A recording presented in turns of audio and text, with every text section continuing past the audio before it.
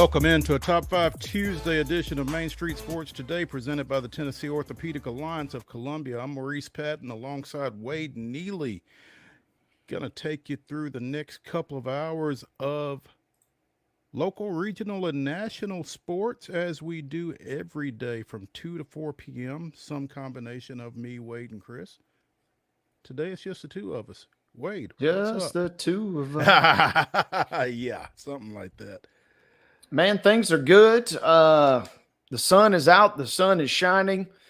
And I know this is fall, spring, but it certainly feels like spring. But I'm going to enjoy it while we got it. So, there we go, man. Things are good. I think that's the thing to do, is enjoy it while it's here. I was listening to my favorite meteorologist, Bree Smith, who is back from an extended absence on News Channel 5. And she was saying we're going to threaten 80 by the end of the week.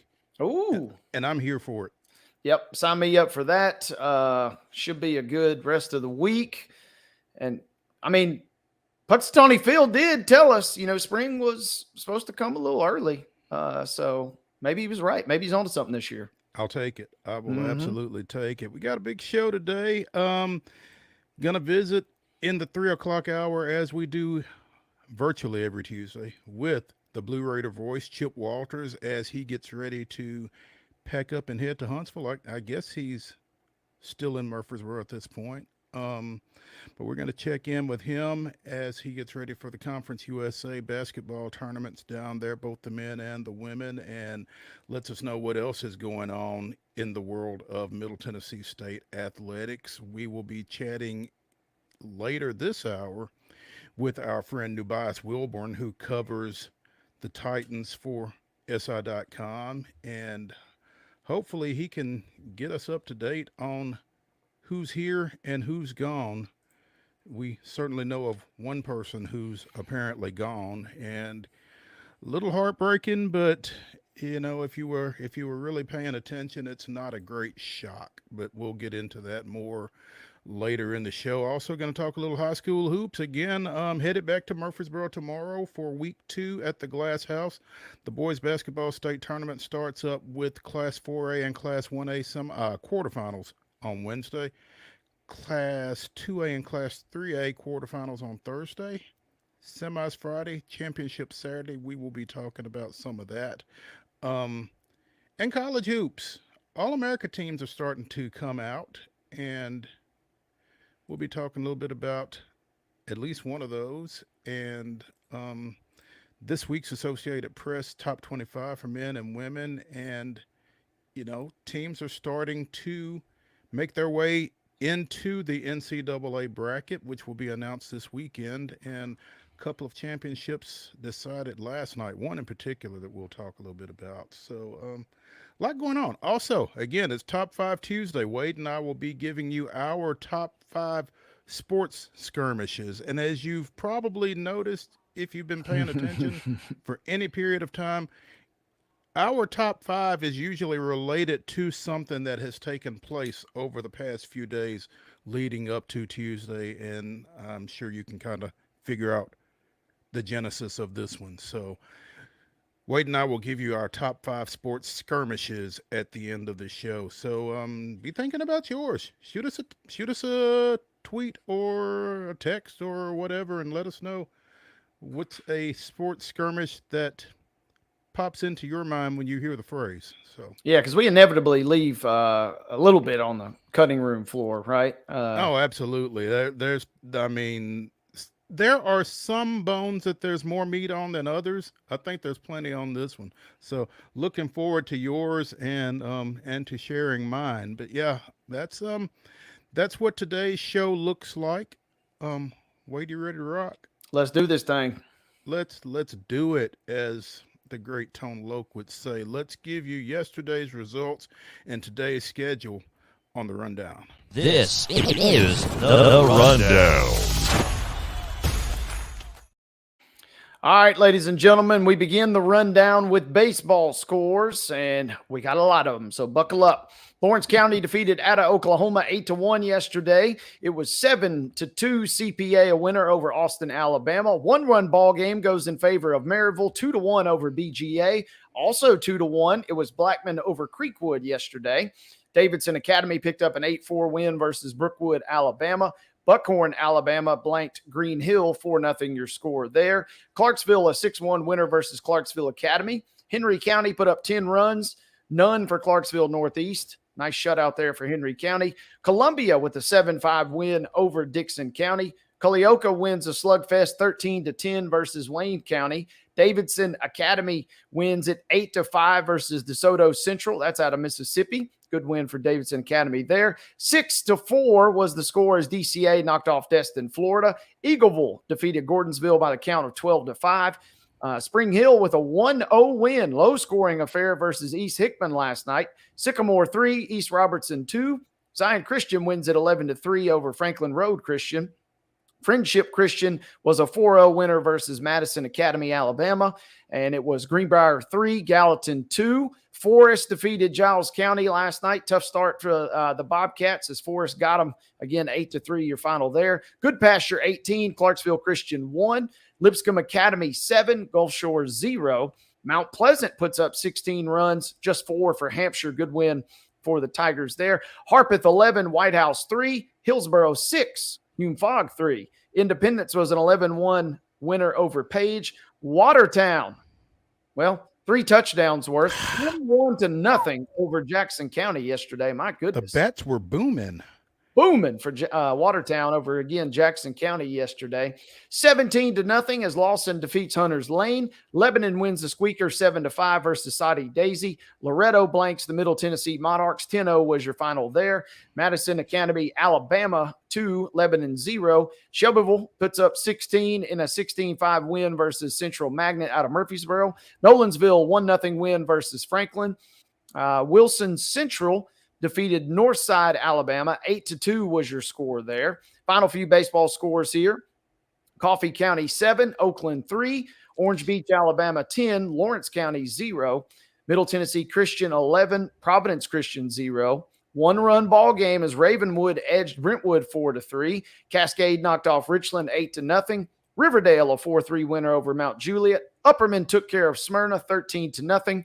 It was Hardin Valley 5, Summertown 0. Summit defeated Centennial 3-2. Station Camp, a 4-2 winner over Tullahoma. Columbia Academy wins it 8-2 versus the Webb School. Westminster Christian out of Alabama 16, BGA 1.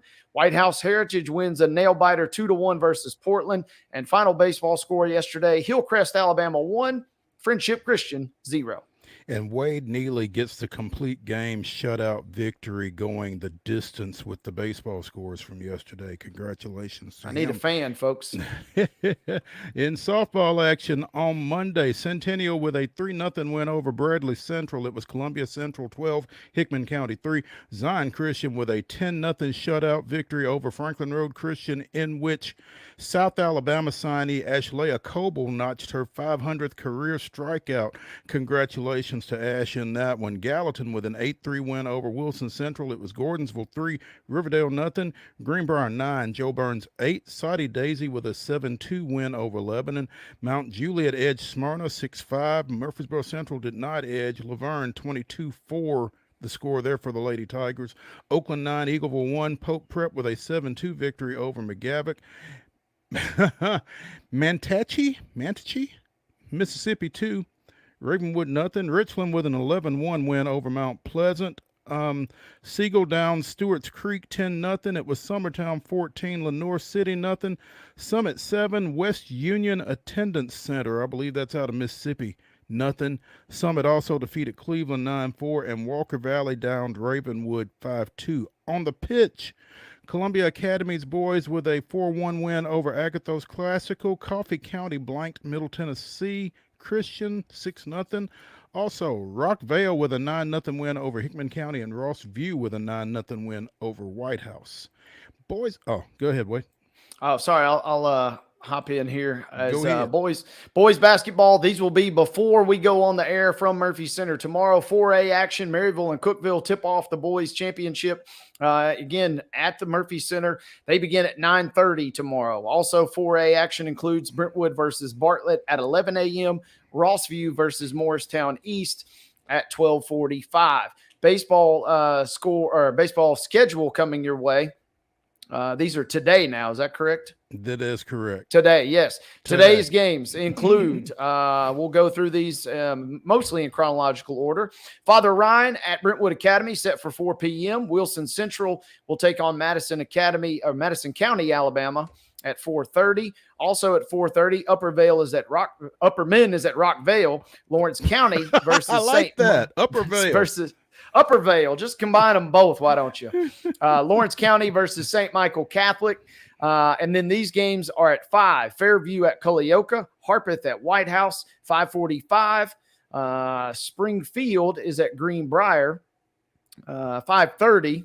Went a lot of order there. I apologize, folks. Antioch versus Lawson at 6 o'clock. Santa Fe is at Huntland. Hampshire is at Mount Pleasant.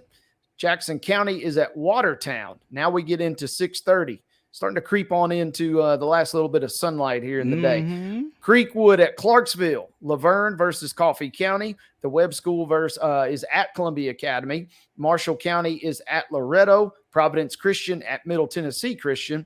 East Hickman at Spring Hill. Siegel at Stewart's Creek. And Richland at Zion Christian. And in the home stretch, 7 p.m. starts tonight. Dixon County at Riverdale. BGA versus Robertsdale, Alabama. Good Pasture is at Station Camp. East Robertson is at Sycamore. And Columbia is at Blackman. Baseball games that are scheduled prior to our 2 o'clock airtime tomorrow. At 9, Lawrence County takes on Baldwin, Mississippi. Also at 9, it's Battleground Academy in Bing, Oklahoma. At 9, Oak Ridge and Green Hill play, followed by an 11:30 game for the Hawks of Green Hill as they take on Northside of Alabama. Also at 9 o'clock, East Nashville and Hume Fogg will play in the Mookie Betts Classic in Nashville.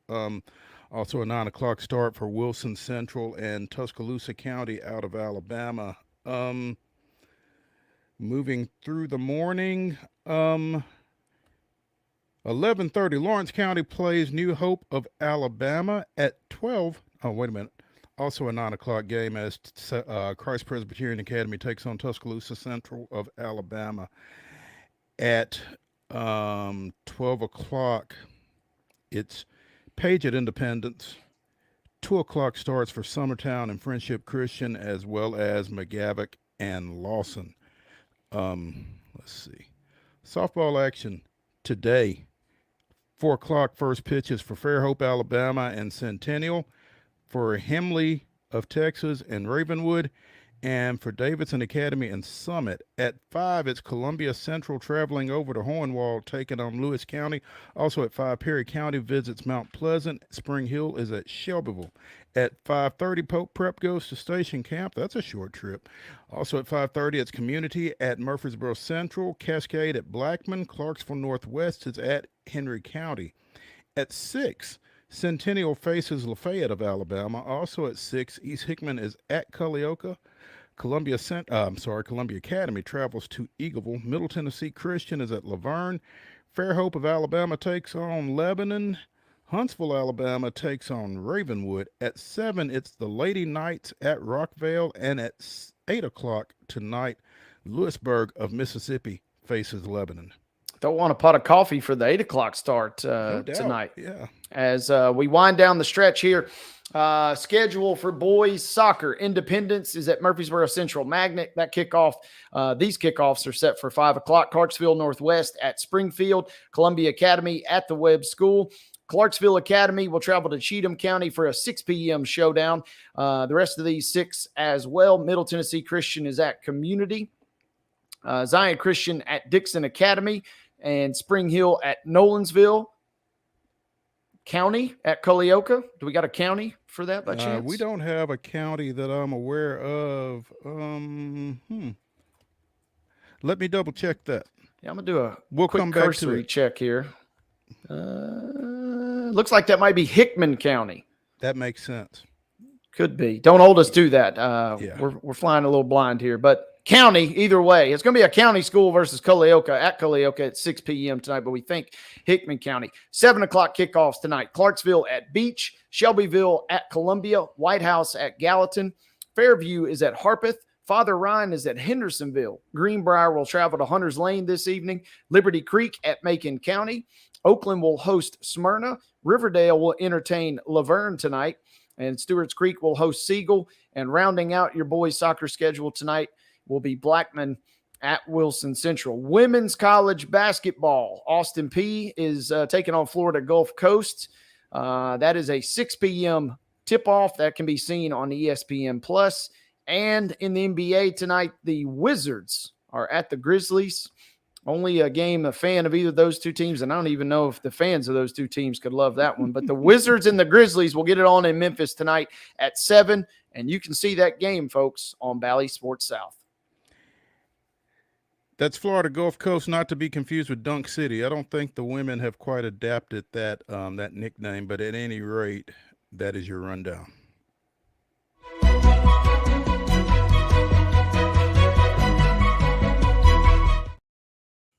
Today's top story brought to you, as always, by Piggly Wiggly over in Neelysville here in Columbia. Be sure and check them out for their delicious daily deli lunch specials, as well as their hand-cut meats, and everything is cost plus 10% at the cash register. So again, Piggly Wiggly, Neely's Mill, Columbia, bringing you our top story. And this one is kind of in Wade's wheelhouse a little bit.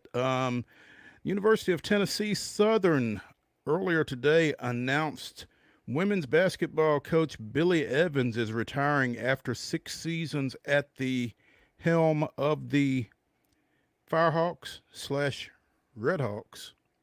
Led the 2020 team to a runner-up finish in the Southern States Athletic Conference. First league championship game for then Martin Methodist since 2018. Again, spent 6 seasons at UT Southern, previously coached at Mobile, or the University of Mobile, and is legendary in the Southern States Athletic Conference. So, Wade, enlighten us further on Coach Evans. Yeah, Coach Billy Evans. This is one of those stories. You're kind of sad, but you're also happy, right? Coach Evans been a long time college basketball coach, and he's been around basketball forever. And I'm sad in the sense that he's not going to be around, and I don't think he's going to be hanging around Pulaski. I could be wrong, but he loves the Gulf, and I would imagine he's going to be heading back down that direction sooner than later. So certainly wishing him the best in retirement. And this is a move that kind of comes, and, you know, I'd kind of caught some chatter of this over the weekend, and UT puts it out officially today. And Coach Evans had kind of made some candid comments to some friends and a few of us over the weekend. He said he's had to work harder, which, think about this, in 20 plus years of coaching college basketball, he's had to work harder the last 3 years than he's ever had to work in his life. And he's unfortunately been met with maybe 3 of the worst seasons that he's had as UTS. They went 15-14 2 years ago. They went 6-22 last year. And then this year they went 7-19, 4-14 in the conference. So he's hanging it up, and he's a very practical guy. And I kind of had joked with you and Chris. I first encountered Billy Evans, and for those that have not had a chance to meet him or interact with him, he is a true throwback. And I had a chance to meet him for the first time. I was working the conference tournament a few years ago down in Montgomery, Alabama, and he was coaching Mobile at the time. Had some really good Mobile teams, some really fun offenses to watch. And his team is dominating the game, and there's a random nondescript call that just goes against him, and he doesn't yell at the refs, but he immediately turns around and looks right at the commissioner who's sitting close to me at the scorers table, and he says, "These are the best refs." He said, "You actually paid these guys to come down and ref this game?" So he didn't even yell at the refs. He yelled at the commissioner. And I said, "This guy's a dynamo." And I don't blame them. I blame you. There we go. Yeah, I like it. I loved him from the jump, and I called him the Steve Spurrier of the Southern States Athletic Conference. He's just a old school classic basketball coach, and he really I know the record has not been great the last several seasons for UTS, but he really did a solid. And this was when I was still working there, because we had a great coach before him by the name of Kyle Bent. And Coach Bent had taken the program to new heights, taken them to the national tournament for the first time, but he left in the middle of the summer. And we were in a scramble to try and find a replacement, and Jeff Bain said, "Hey, I think we've struck a pot of gold in the sense we have a veteran proven coach." And we hired him right before the 18-19 season. And at that time, he really, really bailed us out. And I thought it might've been just a 1 or 2 year situation, but the fact he stuck around 6 seasons and he really, really bought into the community. Like I said, very old school disciplinarian, but man, he loves his teams and he loves his girls. And they played hard for him every night. So I'm kind of sad in that regard to see him go, but I'm also obviously happy to see him go out on his terms in retirement. Well, like you said, when you are nearing that R word and the last 3 years are the hardest you've worked in your career, that's probably not a situation that's conducive to continuing. So, do you feel like, Wade, I'm deferring to you because you've got a little insider knowledge of the inner workings of that program. I mean, do you feel like there's somebody on the staff that they might hand this thing off to, or you have any inklings of a direction that they may go in? This is pure speculation on my part, so take that with a grain of salt. I don't have necessarily the ear of the administration like I used to per se, but I think 2 years ago, they had a slam dunk candidate in waiting, and it was one of Billy's former players by the name of Sydney Westry. She ends up going to Spring Hill, Alabama for a season, and now is at the University of Mobile, which is her alma mater, and has guided them in her very first year to the national tournament. And she is a young, I use the term dynamo, but I got to use it again. She is a firecracker, and all 5'2" of her, I think, maybe 5'4". She does not work with posts, huh? Yeah, she does not really. She would go against the post, though. She is a dogged defender, and she would have been a great heir apparent, but she's now kind of got a great situation back in her home town, her neck of the woods. So I don't necessarily know where they go. There has been some loose chatter that Coach Bent, who departed UT Southern, he went to Rogers State, which is in Oklahoma, a Division II school. There's some chatter that, he would be welcomed back on campus. And I think he would be welcomed by administration and the community alike. I don't know if that is a real possibility. I think he possibly would be open to it. And then I guess it just comes down to if the UT system is kind of open to it. Outside of that, I think they're going to have to get creative. This is a job that for the success the men's program has had over the years, they've really had kind of a revolving door of coaches, unfortunately, with the women's program. And so presumably you're thinking you're going to have to get a young, fiery head coach, or maybe get lucky with a guy like Kyle Bent coming back. So we shall see. Brandy Paul, the athletic director, I mean, this is kind of a big hire. That's one of your premier sports on campus. So she hopefully will be able to get that right, because I will say this, one final thing about this is they're back in the Southern States.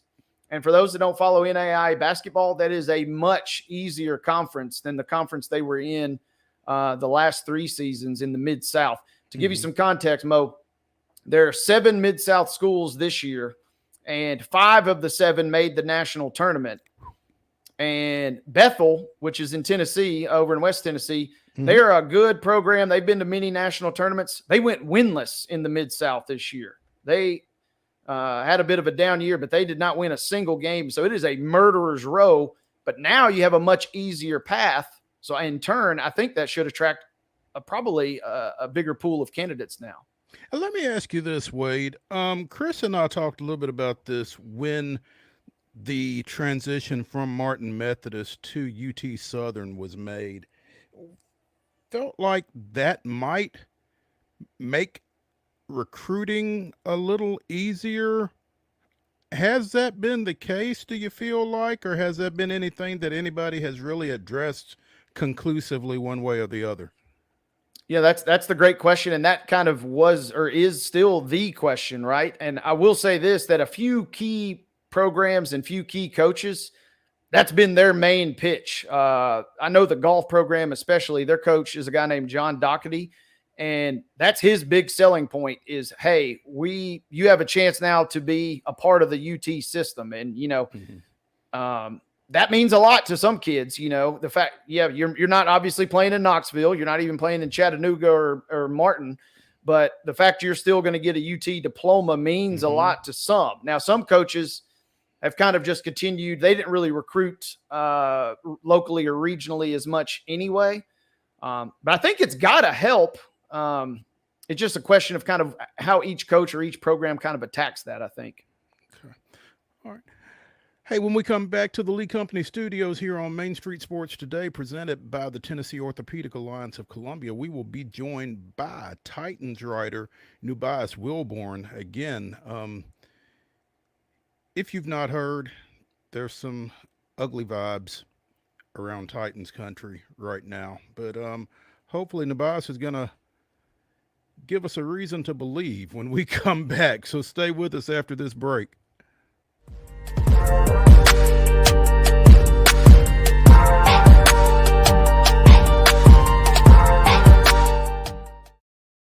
Whether you're an athlete or a weekend warrior, when it comes to your performance, don't settle for anything less than excellence. We're proud to announce that Mid-Tennessee Bone and Joint Clinic is now Tennessee Orthopedic Alliance of Columbia, where we are redefining sports medicine and orthopedics. Tennessee Orthopedic Alliance's team of expert sports medicine physicians understands the unique demands of your body.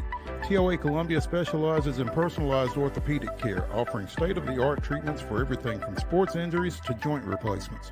Learn more at toacolumbia.com. With Lee Company technology, the best handymen are hands-off. Lee Company techs have been using visual findings and other smart technology tools for years to add transparency and virtually take customers along. You see what we see, whether we're in a crawl space or on a roof.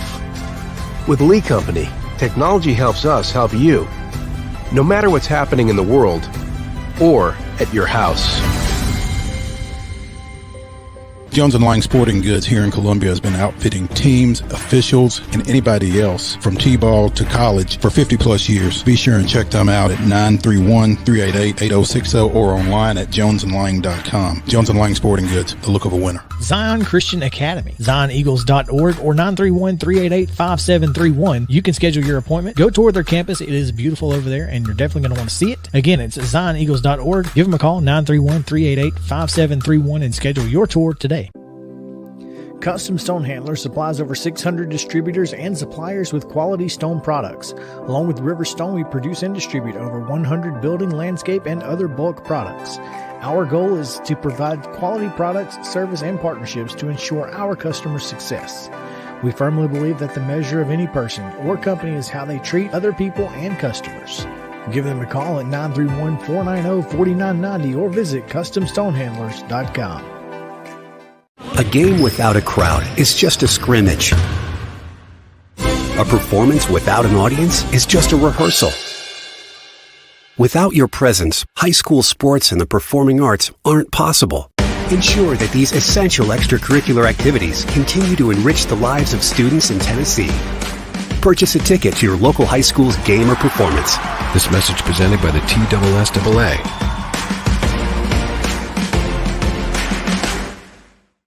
Piggly Wiggly, located in Neely's Mill Shopping Center, is Columbia's locally owned and operated Cost Plus 10 grocery store dedicated to serving the community with low prices and smiling faces. Piggly Wiggly offers fresh, hand-cut meats daily as well as daily hot plate lunches from their deli counter. You're certain to see smiling faces and a helping hand when you're here at Piggly Wiggly. Come by and check out our fresh produce, high-quality meats, and more. Down home, down the street, we'll see you at the Pig. We thrive under the lights. a city of performers, putting on one heck of a show. Headlining night after night. Welcome to Smashville.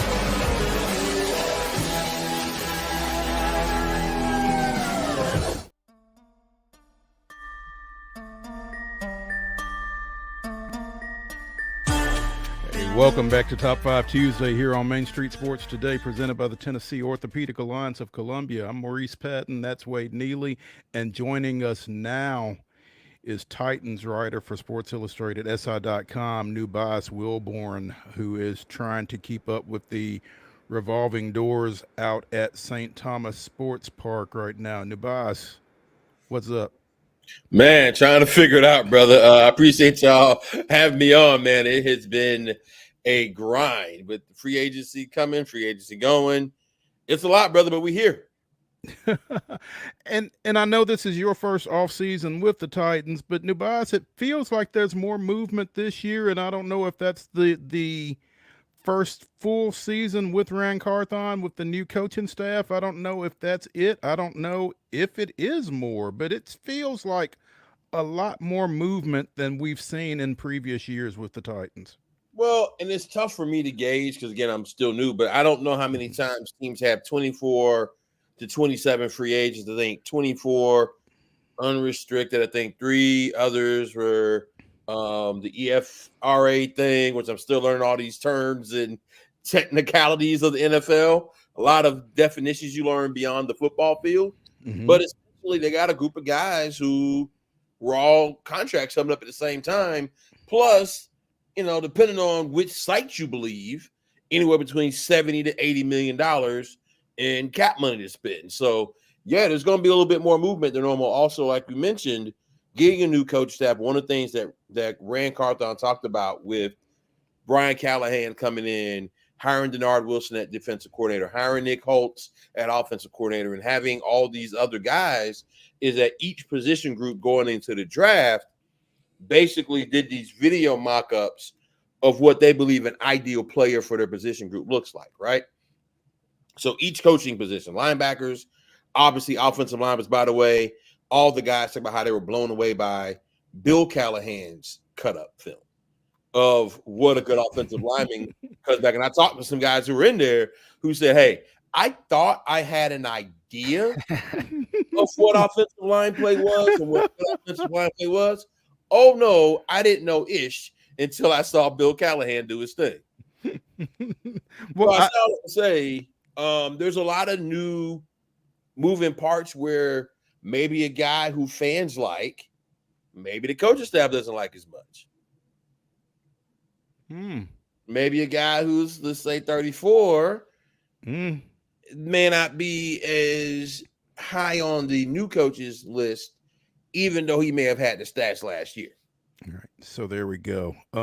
So this is kind of the tip of the iceberg in terms of changes that we're going to see probably then. Well, I mean, they were 6-11 last year. And what was the record before? I mean, hey, man, you lose 11 football games in the NFL, there's going to be some changes, man. I mean, it's just kind of the way it is. As Jerry Glanville once said, NFL means not for long, right? Not for long, yes, sir. If you're 6-11, that's certainly the case. But obviously, the news of today, NUBYJAS, Derrick Henry is officially no longer a Titan. Not only is he no longer a Titan, but apparently he is a Raven. 2 years, $16 million, with incentives pushing that perhaps to as much as $20 million. I mean, I'm not sure. He had to take that, right? I mean, if you think about it, the man said he wanted to win a Super Bowl or at least compete for one, right? Now, while the NFL is designed for things to change quickly, I don't think the Titans are going to be a Super Bowl contender next year. Now, again, hey, there's still time in free agency. Who knows who they sign? Maybe they go out and fill the whole offensive line with some guys who, I don't know. I ain't going to say anything's impossible, but I think we could say it's not likely that the Titans are going to compete for a Super Bowl next year, probably the year after, based upon what we have on this roster today, okay? Now, who knows? Maybe they go out and at 7 draft Joe Alt, the offensive lineman for Notre Dame, and maybe he's the truth and he protects Will Levis so well that they springboard. Or maybe they get Rome Adunes, the receiver that everybody seems high on, and maybe he becomes this electrifying 1,500-yard a season receiver, and the Titans are lightning bolt into the Super Bowl. Is that likely? Probably not. My point of all this is Henry's at a point. He's over 30. We know what that is for running backs. We know what that means, right? Mm-hmm. Now, he still had nearly had 1,200 yards behind a porous offensive line, if we can be honest, okay? So he still got it. He still got it. Now, he ain't who he was 5 years ago, but he's still better than, I would say, the majority of running backs. In an ideal world, he'd be a Titan for life.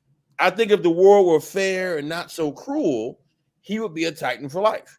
He would break Eddie George's franchise record. He would get over 100 touchdowns as a Titan. He would do all these things, and the Titans also would eventually win a Super Bowl. In fantasy land, that's awesome. But in the real world, NFL, that's about as good as the deal Derrick Henry's going to get for a team with Lamar Jackson, who, by the way, let their running back go to the Chargers, Gus Edwards. So they had a hole. I think this is something that was brewing for a long time. According to Henry, the Ravens tried to trade for him during last season. So, you know, it is what it is, man. I mean, I'm sure the Titans probably didn't want to part with Henry, but do you want to pay him at that price at his age? Okay. And one thing I've also learned in any sport I've covered, the team you're with know a whole lot about you. Okay.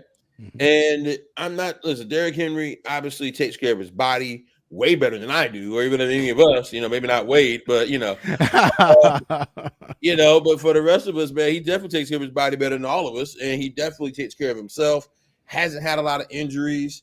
So it could be fair to assume that he can stay healthy, but hey, man, over 30 is over 30, man, for running backs.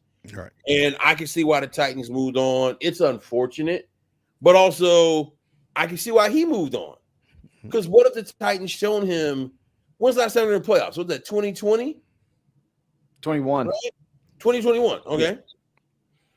3 years ago, right. Which doesn't sound like a lot, but 3 years ago, we were in quarantine still, man. So, I mean, Ooh, thanks for reminding me. Yeah, I'm you're just right. saying, like, absolutely, time moves fast and moves on, man. And Henry probably looked at the situation, probably like, man, y'all not going to Super Bowl no time soon. While I'm still at my powers, the Titans are like, hey, we probably shouldn't pay you this much. Consider you're getting old, and by the time we're ready to move, you might be too late. I mean, it's just what had to happen, man. It don't feel good. Mm-hmm. Yeah. Me, is who I'm not a Titans fan. I write about the team, but just in the lore and history of sports, you would like to see a guy like Derrick Henry finish his career with one team and go out on as high a note possible. But that ain't the world we live in. No, it's not. And it that seems that we particularly do not live in that world if you are a Titans follower. I mean, the list of Titans greats that did not get to conclude their careers as Titans is a pretty lengthy one. You know, you mentioned Eddie George. Well, Steve McNair, for instance, right? Steve McNair, Derek Mason, Keith Bullock. The list is, again, a lengthy one. And it just seems like, I mean, if you follow any other team, you probably have the same things. It's just that for Titans fans, it probably feels like, ugh, here we go again, you know? Well, and I mean, and I can't blame him for feeling that way, but the reality of it's the league. I mean, think about it. Like Joe Montana didn't finish his career with the 49ers. I mean, you know, Matt Ryan, the Falcons didn't finish his career with the Falcons. I mean, it's the reality of the league, like you said, and the sport. It's the business of sports, man, and it's the part that none of us like, that doesn't feel good. And I would imagine if you're a Titans fan, again, I ain't been here long, but I know pretty quickly that there's a rivalry between the Titans and the Ravens. That goes back some time, okay? Mm-hmm. And goes back through playoff appearances. And unfortunately, the Titans ended up on the short end of the stick more often than not, from what I understand. Okay? Yeah. So, all that being said, I know it has to sting extra. But also, it's the business of sports. And I think that they got as good as they could do, reasonably speaking, with Tony Pollard. a guy who went over 1,000 yards, a guy who was more like the modern backs that we're looking at now. And one of the things I was talking to guys at the combine is a lot of teams going away from the big backs like Henry because, I mean, there's more of you, which means there's more of you to hit. And they absorb more punishment than the little guys who can kind of like duck and get small and do all that kind of stuff. So all these things are part of it. Yeah, and NUBYJAS, we'll get back to the Titans in a second, but looking at Derek in Baltimore, realistically, I personally think, talking with some folks in Nashville, they still seem to think he's got a fair amount of juice left in the tank. And I guess my question is, what is a realistic maybe expectation for what could be a really explosive offense, obviously with Lamar running the show, but in crunch time in the playoffs last year, they kind of shied away from the run game down the stretch. So kind of where do you see 22 kind of fitting into that puzzle piece there? I think he will do more than fine. If he's healthy, which I assume he is based upon the workout videos I've seen and based upon what I've heard about people who work out with him and around him, he's going to ball out, man. I mean, it just is. He's going to ball out, and he's going to take a lot of pressure off Lamar.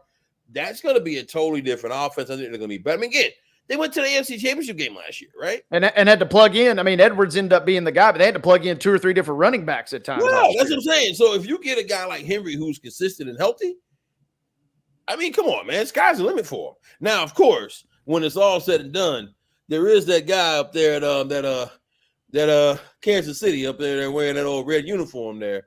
I don't think he's going anywhere. He is Michael Jordan on the gridiron, man. I'm sorry, he just is. But outside of that, I can't say the Ravens wouldn't be one of my favorites to go to the AFC Championship game based on what they already had and now adding Derrick Henry. They're a solid number 2 for sure. NUBYJAS WILBORN with SI.com joining us here on Main Street Sports today, presented by Tennessee Orthopedic Alliance of Columbia. As I said, bringing you in, NUBYJAS, give us some reason to hope, man, because obviously you've lost Derrick. You've lost Derrick Henry. You've lost Danico Autry to the Texans. You've lost Al-Shaair to the Texans.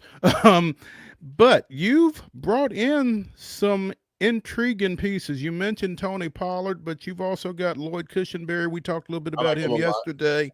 The center from Denver, Kenneth Murray, the linebacker from the Chargers. I mean, and Chidobe Aduzwe, the cornerback from the Bengals. Yeah. So, what do you like about what they've done, and where do you think they go next? Well, I guess we'll answer both questions. Like, what they lost, I mean, when you lose your top-rated tackler and your leader in sacks to your division rival, to a defense that was a pretty good defense last year with DeMeco Ryans, that's tough. But I think when they got a center, it's definitely upgrade over Aaron Brewer. When you have a center in Cushenberry who played every snap last year, only gave up 1 sack, didn't give up nearly as many pressures, whereas Brewer gave up 6 sacks, was undersized. So I think that's an upgrade because all quarterbacks hate that interior pressure, right? Especially up the middle. You can't do anything with that. So that's an upgrade. I think Chidobe Awuzie is better than any of the corners that the Titans had. You know what I'm saying? Including Fulton, who we'll see what happens with him over the next couple of days, and my man who left, right? So that's an upgrade. They still need more. I mean, I can't give a lot of hope yet because they need more, but they're off to a decent start. And the reality of it is, I say out of the 4, losing Autry probably hurts the most. Particularly you saw Jeffrey Simmons' reaction to it. Yeah, and that's a guy you don't really want to make upset for a lot of reasons. But you know, that's a tough blow. But I mean, look at what he got paid. And where the Titans going to match that considering all the other things they need. All right. Yeah, and I guess the question I have, NUBYJAS, as we kind of really kick this thing off, we've already obviously seen so many moves. Bigger priority for the Titans, going out and getting new guys or trying to hang on to 1 or 2 key guys that they haven't already potentially let slip through the cracks? in your I mind? would say keep trying to get it new. I mean, because think about it. Look at the free agents. Look at the list of free agents. Who on that list would you say, ooh, man, things are going to be really bad without that guy? I mean, if you can name it, well, I'll take your word on it, but I don't think there's any one.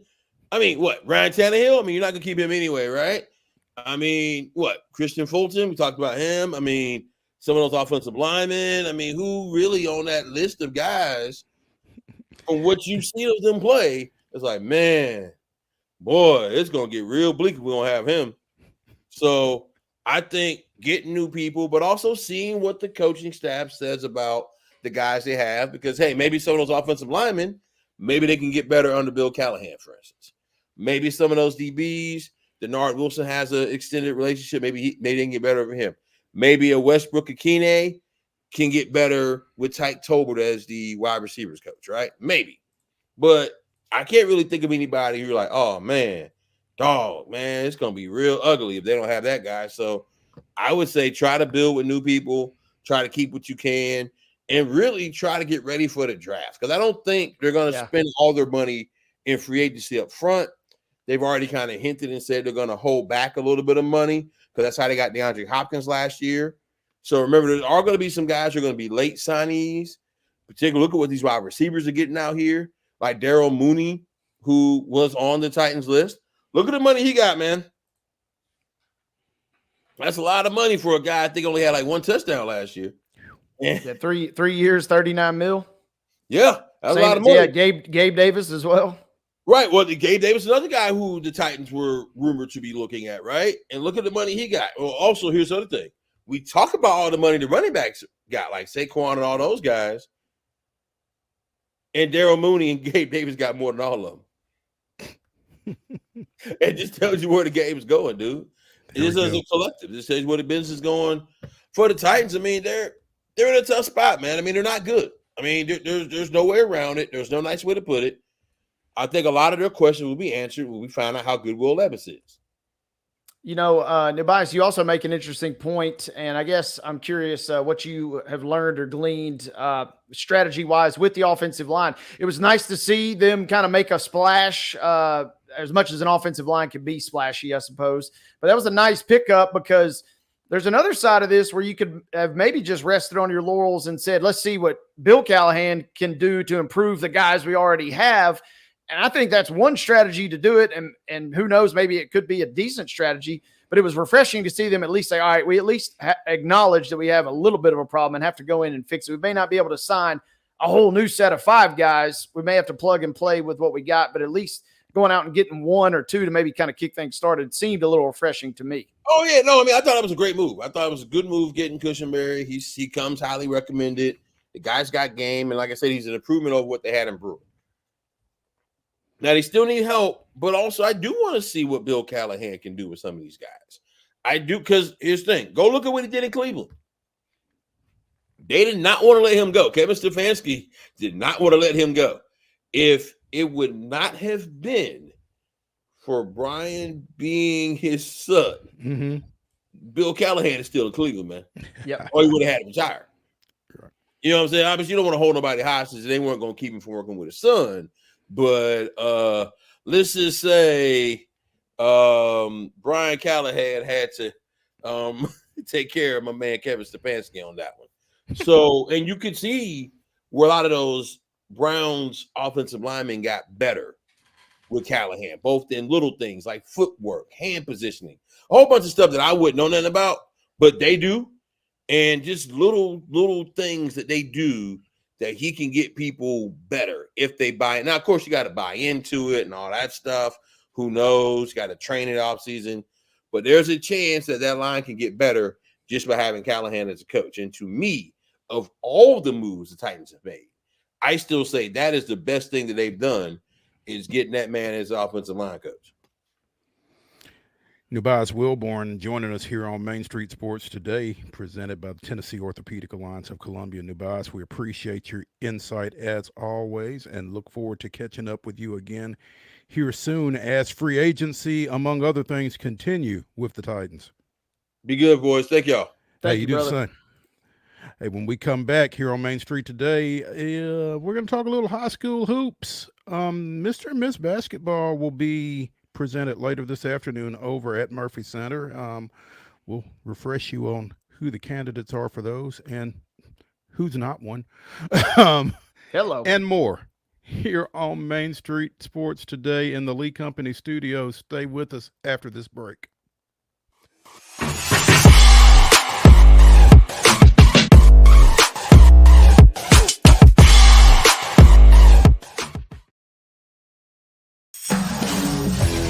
We thrive under the lights.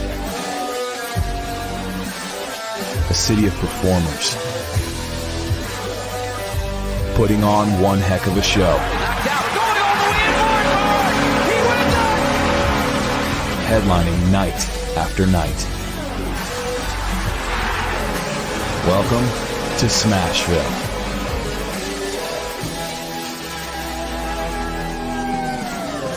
Whether you're an athlete or a weekend warrior, when it comes to your performance, don't settle for anything less than excellence.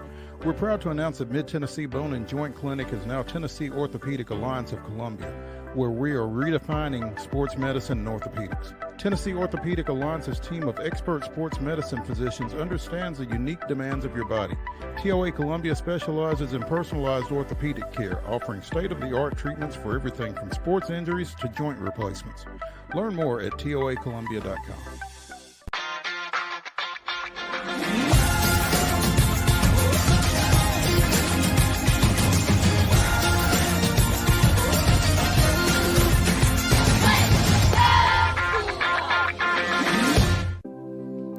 Custom Stone Handler supplies over 600 distributors and suppliers with quality stone products. Along with River Stone, we produce and distribute over 100 building, landscape, and other bulk products.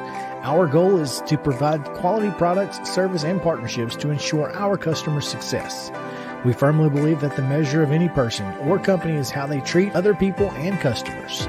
Give them a call at 931-490-4990 or visit CustomStonehandlers.com. A game without a crowd is just a scrimmage. A performance without an audience is just a rehearsal. Without your presence, high school sports and the performing arts aren't possible. Ensure that these essential extracurricular activities continue to enrich the lives of students in Tennessee. Purchase a ticket to your local high school's game or performance. This message presented by the TSSAA.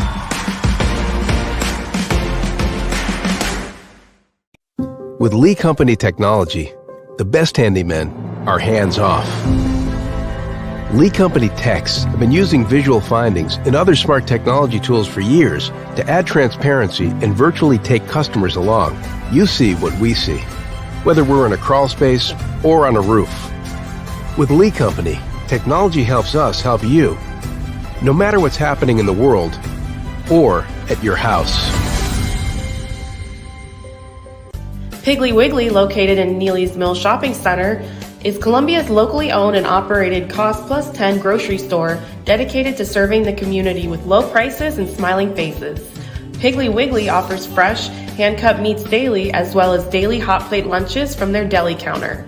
You're certain to see smiling faces and a helping hand when you're here at Piggly Wiggly. Come by and check out our fresh produce, high-quality meats, and more. Down home, down the street, we'll see you at the Pig.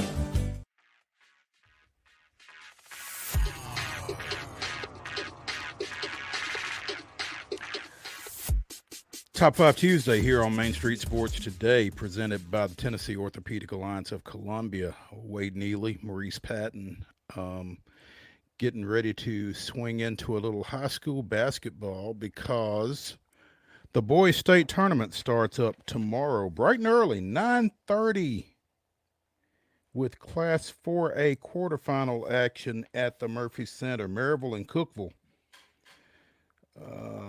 At 11 tomorrow, we've got Bartlett and Brentwood, followed by Rossview and Morristown East at 12:45. And then Class 4A reigning state runner-up Independence takes the floor at 2:15 against Laverne.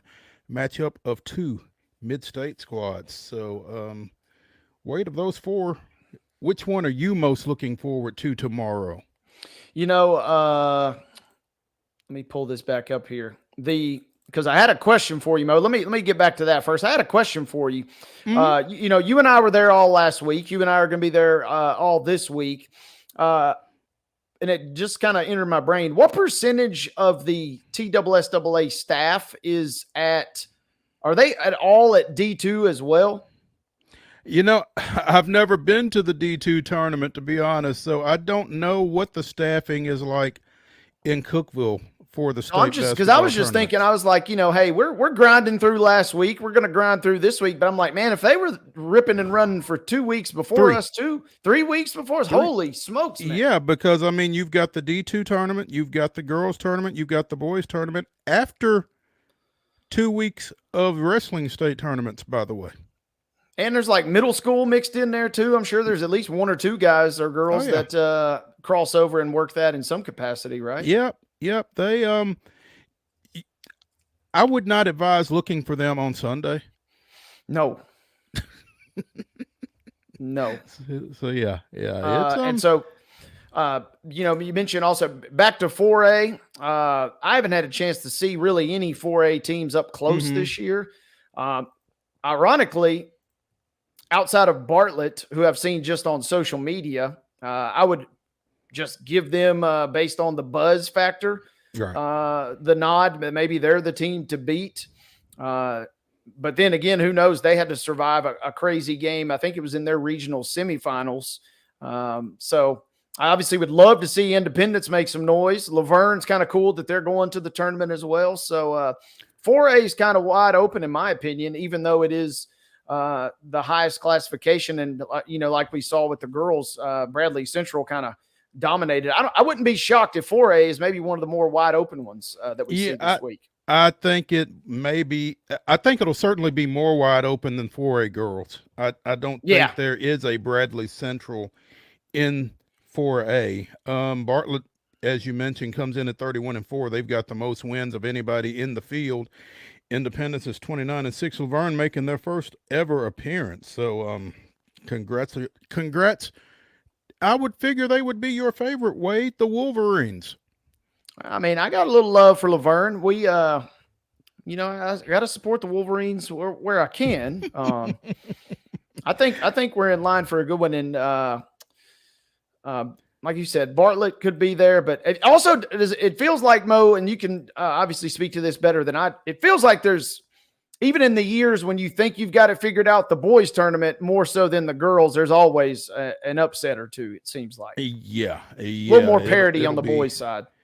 Yeah, I think you're right. I think speaking of parity, Brentwood comes in. They tied for 5th in the regular season in District 10 4A, and they make it to the final 8. So kudos to Troy Bond and the Bruins up there. In 1A, I think the game that everybody is really looking forward to seeing is the lid lifter at 4 o'clock, Chattanooga Prep and Union City. But I'm telling you, don't sleep on the Wildcats, and we may be biased, but it doesn't make us wrong. Santa Fe has had a great season this year. We're going to talk a little bit more about one of their guys in particular here in a second, but they open up against North Green at 5:30. The final 2 games of the evening will be Gordonsville and Middle College out of Memphis at 7:15, and then Jellicoe and I think everybody's Cinderella, Frank Hughes, coming out of Clifton, Tennessee at 24-9. Yep, and I've told a few people, and I've gotten a few other texts from others. Tomorrow at 4 o'clock, Chattanooga Prep and Union City, and then Santa Fe versus North Green at 5:30. I don't know that you're going to find a better back-to-back stretch in 2 games the rest of the tournament because I got to see Chattanooga Prep. They had a loaded team last year and made a little bit of a run, pretty much returning a lot of that team from last season. Union City, who was 2A last year, Giles County knocked them off in the sectional. They return a lot, including, as we'll discuss, a Mr. Basketball finalist themselves, and they dropped down to 1A. And then Santa Fe, no disrespect to North Green, but North Green had to go on the road and beat Harriman just to get to the state tournament. Right. And Santa Fe did as well at Wayne County. So 2 teams that won road sectionals. That seems like they got a little dog in them. So I think those 2 games back to back tomorrow, and I've got some friends in the area that are coming just to watch those 2. I think that's going to be the best maybe back-to-back set of games we might see all week. Yeah. Thursday, 2A quarterfinal action. Whites Creek and Hickman County get it started at 9:30. This Hickman County team is deceptive, man. I saw them really shut down a Mount Pleasant team that really typically is a lot more potent offensively than they were last Monday night over in Centerville. So interested to see how well Hickman County is able to blanket Whites Creek defensively. I think that's going to kind of be the key for Hickman County in that one. The second game, Austin East and Douglas coming in undefeated at 33-0. And Wade, you have referred to 2A as the Douglas Invitational, and that may very well be the case. East Nashville and Alcoa in the third quarterfinal game at 12:45, and finally Cannon County and Ripley at 2:15, closing out the 2A quarterfinal round. Yep. I think 2A is going to be a fun tournament for a couple reasons. Number one, Douglas, Alcoa did beat them more on Alcoa in a second. They beat them last year in the championship game by 1. Douglas eliminated Giles in the semifinals, and man, it was hard not to be impressed with the team that Douglas had. And stop us if you've heard this before. They return a lot of kids from last year. And I had a good friend of mine, former point guard. I got to give D Woods a shout out. He's a former MMC legend back in the day. And I texted him last year before the draw, or when the draw came out. And I said, what do you like? And he said, Power Center is good. And this was a quote that I'll never forget. He said, Douglas has been the talk of the town. And we were talking about a team in Memphis, especially 2A, being the quote talk of the town. Right. That kind of told me all I needed to know. And Alcoa got them. So they're back in the tournament, as is Alcoa. And the other thing with Alcoa, Mo, as you remember last year, they had a bloodbath. Really, all 3 of their games were just slobber knockers. They had a crazy game versus Pearl, who a lot of people thought might be the team to beat in the very first round. They beat them, and then they knocked off Brainerd by 3, and they beat Douglas by 1. So they earned that title last year. And, as the old saying goes, and until somebody beats them, they're the champs, No doubt. 3A quarterfinal action, 4 o'clock on Thursday. It's Creekwood and Red Bank, followed by David Crockett and Ridgeway. Ridgeway defeated Bolivar Central in that game that was suspended and resumed on Wednesday last week. Upperman and Hume Fogg at 7:15, and then Fayette Ware and Fulton at 8:45 on Thursday night, closing out the 3A quarterfinal round. Upperman's boys trying to follow their girls to the championship game.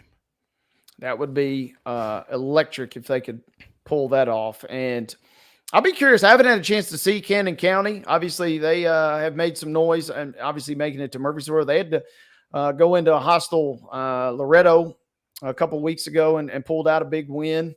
I think they play Summertown. Is that right? Or did I have that backwards? No, they beat Loretto, I believe. Beat Loretto at Loretto. The games were played at Loretto either way, but heard good things about them, so I'll be excited. I think the boys' tournament, the ladies' tournament was electric, and it actually delivered more drama than I thought we might see. There were a few teams that made some Cinderella runs, aka Loretto, and so I think the boys' tournament, though, it's kind of wide open in several classes this year. Yeah. At 5 o'clock today over at the Murphy Center, the Mr. and Miss Basketball Awards will be presented. Looking for local representation in particular. Daisy Gale from Providence Christian is a D2A Miss Basketball finalist. Dasha, she's from Knoxville Webb, sorry. Blair Bogus from Wayne County is up for Class 1A Miss Basketball.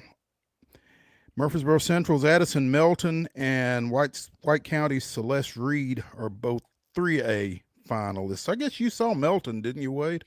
Yeah, and funnily enough, was filling out my ballot, and it was the day that they were due, and I had not had a chance to see Melton yet because we lost those games with the snow. And so I feel horrible, but I didn't nominate her. And I told Scott Stewart, our publisher here in Pulaski, I said, I don't know, maybe Murfreesboro's got a girl that I'm missing. We'll find out. And the second she got on the court, I said, oh yeah, I've made a mistake. And so props to her. She's had a great career. I think she's going to Lipscomb, if I remember correctly. And I got to see Celeste Reed at the region tournament. So she's a baller as well. So 2 really good 3A candidates there. Well, she didn't need your help, apparently. In No. Class 4A. I felt a little better once I saw she made it without my services there. There you go. Clarksville's Amari Berry, the Clemson signee, as a finalist, as is Bradley Central sophomore Kamora Fields, and she every bit lived up to that and then some last week in the 4A state tournament. In Division 2A on the Mr. Basketball side, you've got Jaden Jones from Good Pasture, Kavian Jones from Battleground Academy, Brentwood Academy's Tyler Tanner, the Vanderbilt signee, is a D2 AA finalist. I believe he won it last year. Let's see. And Independence's Jet Montgomery is a 4A Mr. Basketball finalist. Absent from Class 1A, and we pointed this out when the list was initially revealed a couple of weeks ago, but we have an update. He's still absent, by the way, Alden Slaughter of Santa Fe. All he has done since that announcement was made is average 37 points in 6 postseason games. Oof. Which is up from his regular season average of 34.8. Yeah, he's getting better as the year has gone on. As the games mean more. Right. And we kind of touched on it then, and I still just am scratching my head because you usually see this. You sometimes see a guy get nominated if they're on the best team, or you sometimes see a guy if they just put up circus-like numbers, and he's doing both. He's on a team that's here in Murfreesboro, a really good team, and is also putting up circus numbers. I just don't know how you don't leave him off. I'm fine with Jordan McCullum being on there. He's going to go to Murray State out of Harriman. Malachi Brooks is a really good kid from 2A last year. Don't know anything about Jordan Allen, so I guess if we were to have to scratch somebody, I'd probably scratch him. They didn't make it out of their region tournament this year. But yeah, Alden not being there, that's tough. And he's taking it to heart. And it's one of those things, obviously the gold ball would mean more. But man, you got to feel a little slighted too when you don't see your name on that list. Yeah, I mean, it's definitely a what more could I do? And maybe he's kind of answering that here. So we'll see how that goes tomorrow. When we come back here on Main Street Sports Today, presented by the Tennessee Orthopedic Alliance of Columbia, we're going to stay with hoops. We're going to take it up a notch, talk a little college basketball here from the Lee Company Studios. When we come back, stay with us.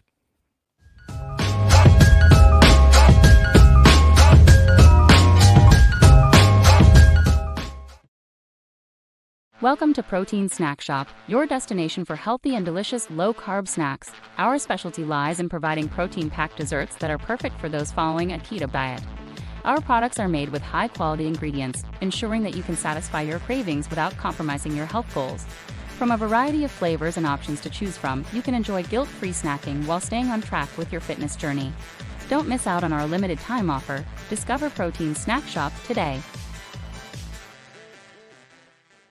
Whether you're an athlete or a weekend warrior, when it comes to your performance, don't settle for anything less than excellence. We're proud to announce that Mid-Tennessee Bone and Joint Clinic is now Tennessee Orthopedic Alliance of Columbia, where we are redefining sports medicine and orthopedics. Tennessee Orthopedic Alliance's team of expert sports medicine physicians understands the unique demands of your body. TOA Columbia specializes in personalized orthopedic care, offering state-of-the-art treatments for everything from sports injuries to joint replacements. Learn more at toacolumbia.com. With Lee Company technology, the best handymen are hands-off. Lee Company techs have been using visual findings and other smart technology tools for years to add transparency and virtually take customers along. You see what we see, whether we're in a crawl space or on a roof. With Lee Company, technology helps us help you, no matter what's happening in the world or at your house. Jones and Lang Sporting Goods here in Columbia has been outfitting teams, officials, and anybody else from T-ball to college for 50 plus years. Be sure and check them out at 931-388-8060 or online at jonesandlang.com. Jones and Lang Sporting Goods, the look of a winner. Zion Christian Academy, zioneagles.org or 931-388-5731. You can schedule your appointment. Go tour their campus. It is beautiful over there, and you're definitely going to want to see it. Again, it's zioneagles.org. Give them a call, 931-388-5731, and schedule your tour today. Piggly Wiggly, located in Neely's Mill Shopping Center, is Columbia's locally owned and operated Cost Plus 10 grocery store dedicated to serving the community with low prices and smiling faces. Piggly Wiggly offers fresh, hand-cut meats daily, as well as daily hot plate lunches from their deli counter.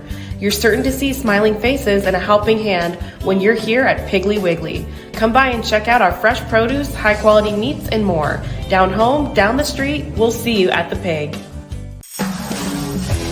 We thrive under the lights. A city of performers. Putting on one heck of a show. Headlining night after night. Welcome to Smashville.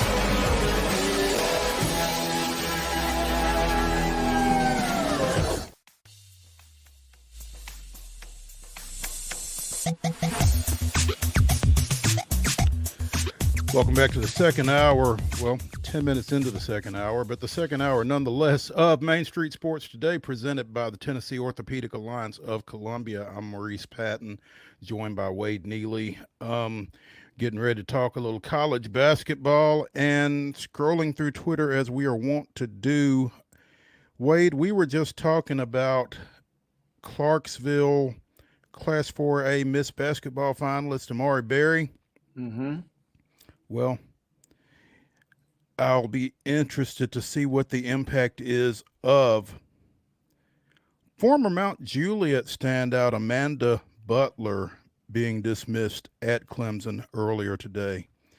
Clemson made one NCAA tournament appearance in Butler's 6 seasons, during which she went 81-106. 12-19 this year, 5-13 in ACC play.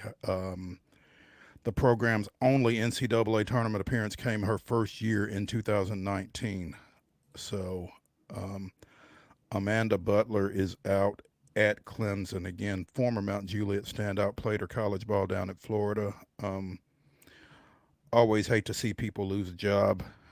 And again, this will...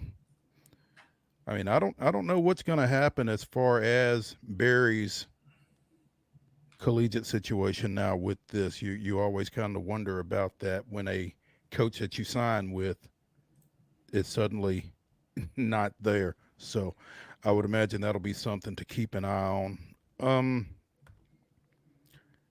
Little brighter news, though. The Sporting News named their All-American team earlier today, and surprise, surprise, Dalton Connect is on it. I know that caught you a little off guard. You know, I'm picking my jaw up off the floor, partner. Yeah. 2 unanimous picks on this team from among R.J. Davis from North Carolina, Zach Edey of Purdue, Tristan Newton of Connecticut, Jamal Sheed of Houston, and Dalton Connect.